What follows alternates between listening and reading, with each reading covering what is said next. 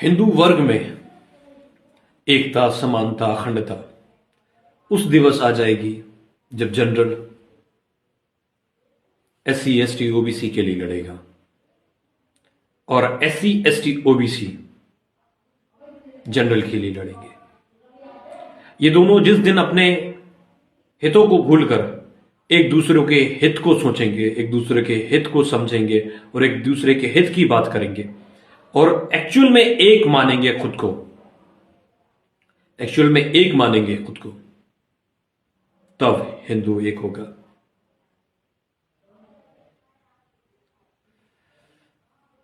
और ये बात सब पर लागू होती है। ये बात ब्राह्मण पर लागू होती है, ये बात राजपूत पर लागू होती है, ये बात महार पर भी लागू होती है। महार जो कि दलितों का अगुवाई करता है, दलित समाज का अगुवाई करता है, पिछड़े वंचितों की बात करता है, उनके वंशावली की वजह से, जो कि उनके वंश में उनके महापुरुष हुए, जिनका नाम सब जानते हैं, जिन्होंने भारत का संविधान लिखा।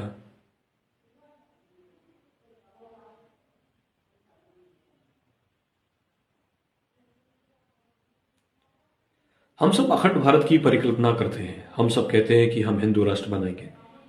क्या इस आधार पर बनाएंगे? सरकार का फैसला गलत नहीं है, सरकार गलत नहीं है। सरकार में जो बैठे हैं हमारे नेता, वो हम सबका भला चाहते हैं। हां, वो बात अलग है कि कुछ नेता अलग हैं जो सिर्फ सत्ता और कुर्सी पर बने रहने के लिए होते हैं और वो इसकी चाहत करते हैं, लेकिन सारे नेता ऐसे नहीं हैं। स्पेशली मैं कह सकता हूं कि भारतीय जनता का विरोध करना, भारतीय जनता पार्टी का विरोध करना गलत है पूर्णतः।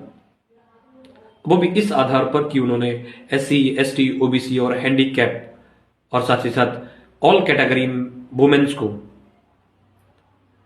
एक स्पेशल क्लॉज में रख दिया है, UGC में नए रिफॉर्म लाकर यूनिवर्सिटीज में, कि ताकि उनके साथ कोई भेदभाव ना हो। तो ये नियम गलत नहीं है, लेकिन जो इससे वंचित है वे हैं जनरल्स के मैन एंड बॉयज, जिनको ये लगता है कि उनको कोई सुरक्षा नहीं दी गई, कोई प्रोटेक्शन नहीं दी गई है। ऐसा नहीं है। यदि ये वर्ग गलती ना करे, ये ठान ले कि वो गलती ना करे, तो उस एक्ट को लाने की आवश्यकता ही नहीं थी। और आपको लगता है कि SC ST के कितने लोग थानों में जाकर, पुलिस स्टेशन जाकर SC ST एक्ट लगवाते हैं, और वो कितने कारगर होते हैं कि कितने लोगों पर लगा है और कितने लोगों के SC ST को लेकर सजा हो गई।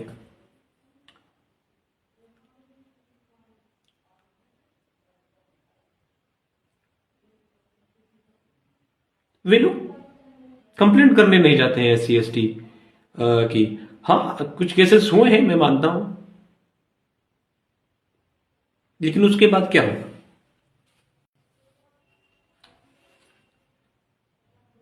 कुछ नहीं। उसको हवा बनाकर रख दिया, उसको डर बनाकर रख दिया है।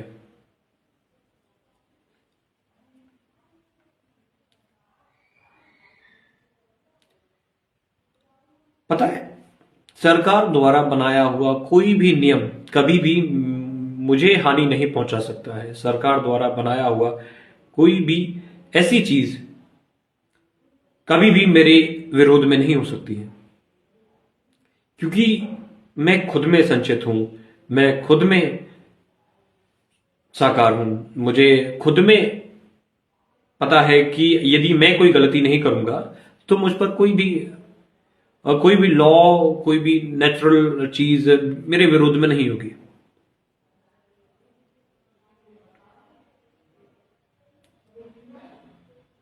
और कभी भी नहीं होगी। और ऐसा है।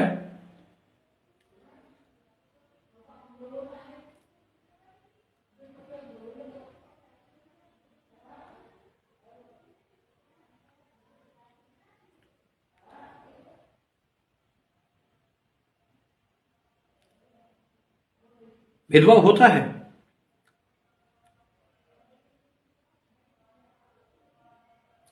SC ST OBC के साथ होता है भेदभाव।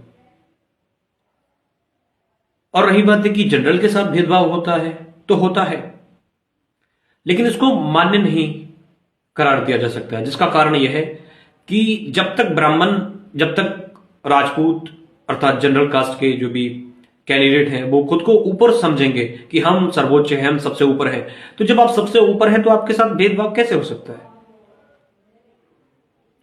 आप तो सबसे बड़े हैं ना।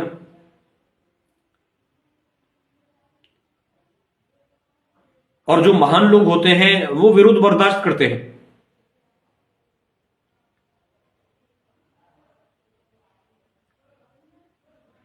वो विरोध बर्दाश्त करते हैं।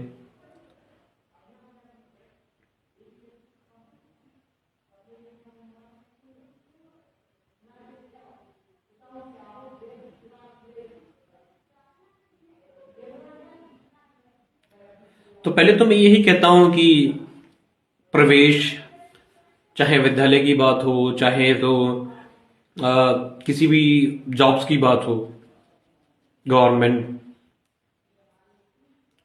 पोस्ट के लिए जब बच्चा अप्लाई करे तो SC ST OBC इन आधार पर करे ही ना।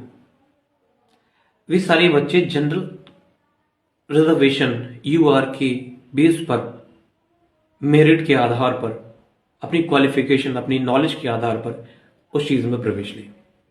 और रिजर्वेशन किस चीज पर मिलना चाहिए? रिजर्वेशन मिलना चाहिए उन लोगों को जो गरीब हैं, जो किसी रूप से हैंडीकैप्ड हैं, मतलब जिनको दिखाई नहीं देता है या सुनाई नहीं देता है। दिखाई देने का मतलब कम दिखाई देता है, सुनाई नहीं देता है, या जो चल नहीं सकते हैं,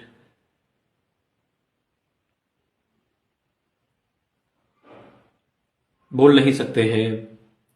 महिलाओं को मिलना चाहिए रिजर्वेशन, क्योंकि आज भी महिलाएं इतनी सशक्त हो गई, उसके बावजूद भी आज भी ऐसी फैमिलीज हैं जहां उनके फादर, उनके भाई, उनके हस्बैंड और स्पेशली सोसाइटी उनको बाहर नहीं निकलने देती है।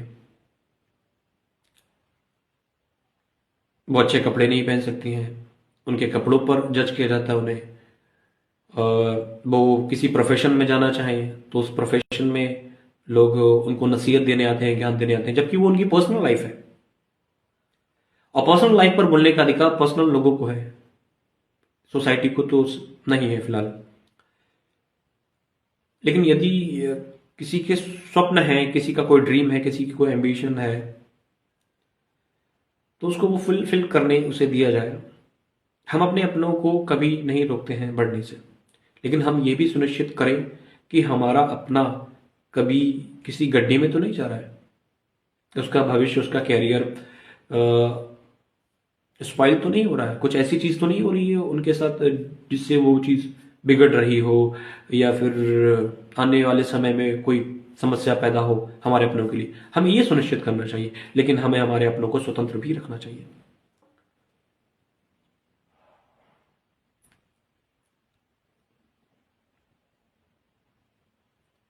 UGC का मुद्दा बहुत विचार करने योग्य है, जो आजकल जो चल रहा है, जो UGC का नया रिफॉर्म है,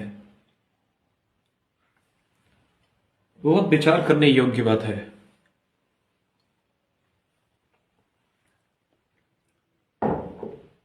इतिहास में SC ST OBC पिछड़ों वंचितों के साथ गलत हुआ, राइट। और वही फ्रस्ट्रेशन है जिसके कारण लोग जनरल वालों को कुछ बोल जाते हैं।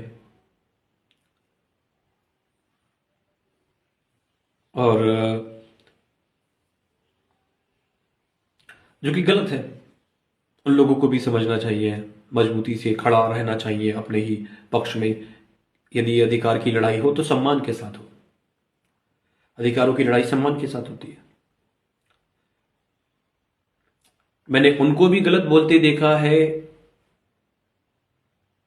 SC ST OBC वालों को, और SC ST OBC वालों को, जनरल को भी गलत बोलते देखा है मैंने।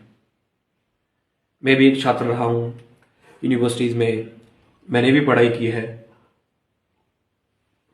मैंने भी ये सारी चीजें फेस की है।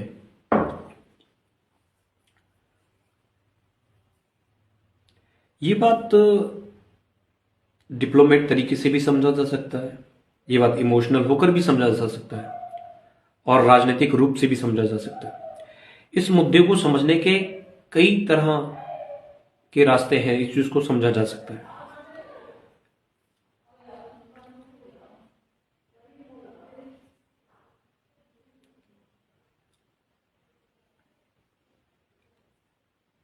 देखते हैं इससे हमारा समाज, हमारा हिंदू वर्ग क्या सीखता है।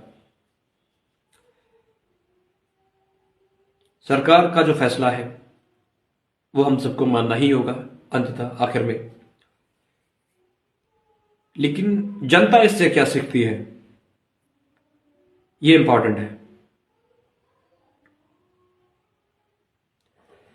जय हिंद, जय भारत, जय गुरु परशुराम, जय श्री गणेशाय नमः।